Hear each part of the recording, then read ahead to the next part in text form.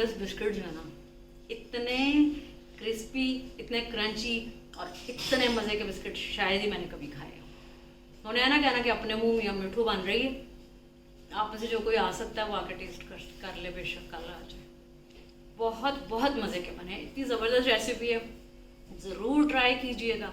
Channel को subscribe करें, like करें, शेयर करें, कमेंट करें, और इसको तो शेयर करना बनता है, ये जितनी मज़े की रेसिपी है।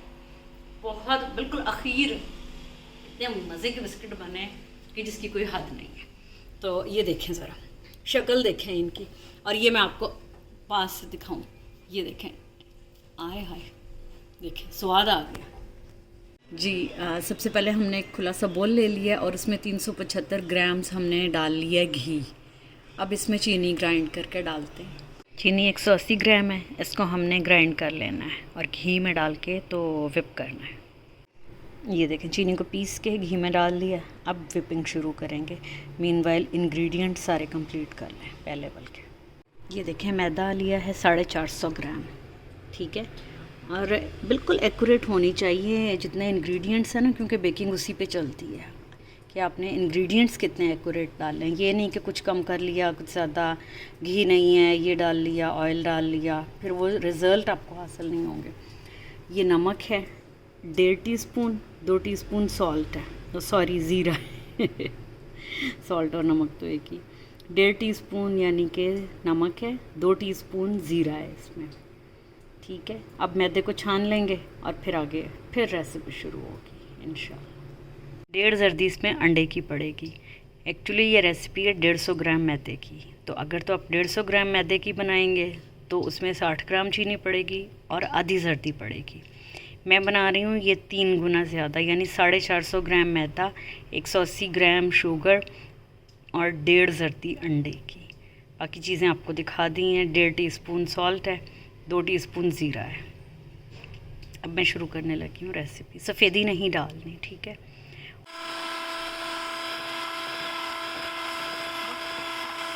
विपिंग मशीन से इसे हमने बहुत अच्छी तरह से विप करना है। चीनी और घी फ्लफ़ी हो गया, इसमें सॉल्ट डाल के विप कर लिया, थोड़ा थोड़ा सा किया। अब जर्दी डाली है 1.5 जर्दी और इसको विप करने लगी। फिर मैदा डाल के तो इसको गूंद लेना है। अभी हमने विपिंग मशीन को छोड़ दिया, वो फ्री है, ठीक है। अब हाथ से इसको गूंदना है।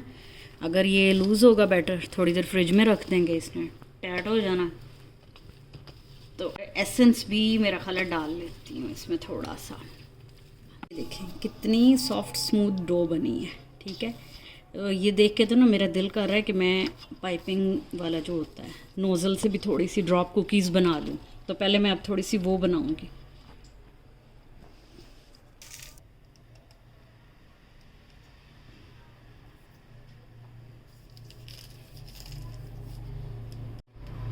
थोड़े थोड़े फासले पे रखना है। ये देखें, बस इसी तरह से सारी बनाते जाना। हमने डो में ज़ीरा ऐड कर दूंगी मैं, और हाफ़ के ऊपर मैंने ये पीनट्स लगा दिए हैं, लेकिन दबाना बहुत ज़रूरी है वरना सारे उड़ पुड़ जाने ने, बेक होंगे हैं, पटाखे पै जाने ने ना, ठीक है। ये देखें, सबको लगा के अच्छी तरह से, ये देखें पूरा दिखा दो, ये दबाना बहुत ज़रूरी है।